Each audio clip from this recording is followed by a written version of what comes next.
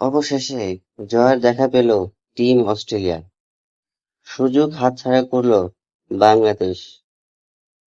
বাংলাদেশের হাতে অনেক বড় একটা সুযোগ ছিল টিম অস্ট্রেলিয়াকে শেষ ওয়ানডে ম্যাচটি হারিয়ে ওয়ানডে সিরিজের হোয়াইট করার। তবে শেষ পর্যন্ত অস্ট্রেলিয়া ম্যাচটা জিতে নেয় মাত্র 1 উইকেটের বিনিময়ে। শুরুতে টসে জিতে বাংলাদেশ ব্যাটিং করার সিদ্ধান্ত নেয়। বাংলাদেশ ব্যাটিং করে 274 রান করে মাত্র 5 উইকেট হারিয়ে। বাংলাদেশের ব্যাটিং ইনিংসে সবচেয়ে ভালো ব্যাটিং করেন তৌহিদ হৃদয়, 83 রান করেন 87 বল খেলে, এবং লিটন কুমার দাস, তিনি 78 বল খেলে করেন 55 রান, 78 বল খেলে করেন 58 রান, এবং তৃতীয় ইনিংসটি খেলেন মোসাদ্দেক হোসেন সৈকত, তিনি করেন 55 রান। এই তিনজনের ব্যাটে ভর করে বাংলাদেশ সংগ্রহ করে 274 রান।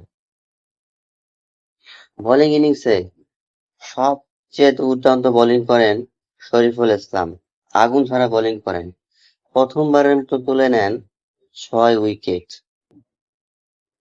এবং শেষ অংশে গিয়ে একেবারে ম্যাচের শেষ অংশে গিয়ে মুস্তাফিজুর রহমান তুলে নেন কুপার কলোনিকে, যিনি একাই অস্ট্রেলিয়াকে টেনে নিয়ে যান, একাই অস্ট্রেলিয়াকে জয়ের পথে নিয়ে যান।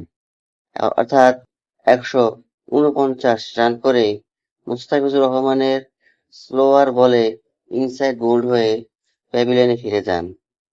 তখন বাংলাদেশের 18 কোটি ভক্ত সবাই মনে করেছিল এই ম্যাচটাও বাংলাদেশ জিতে যাবে।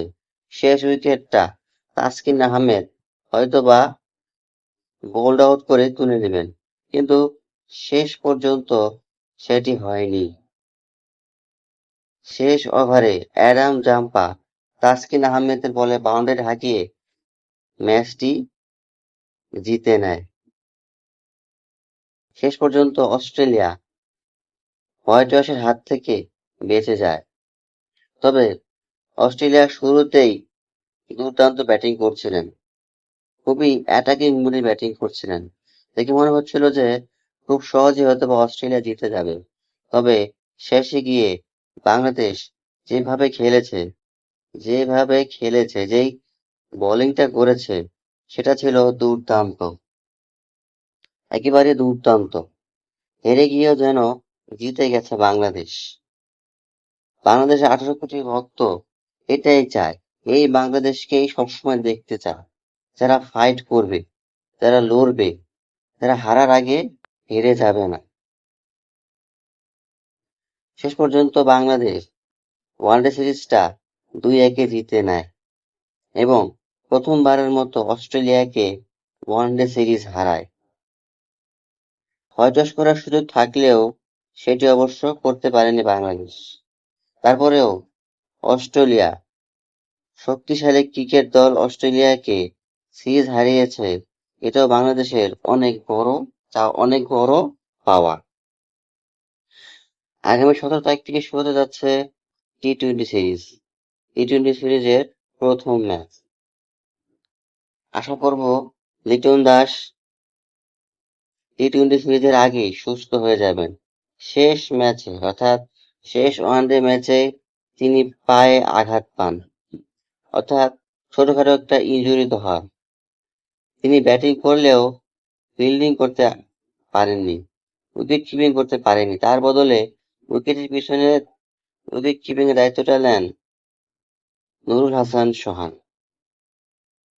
তবে ওয়ানডে সিরিজের মতো টি-20তে বাংলাদেশ অস্ট্রেলিয়াকে সিরিজ হারাবে, হোয়াইট ওয়াশ করবে।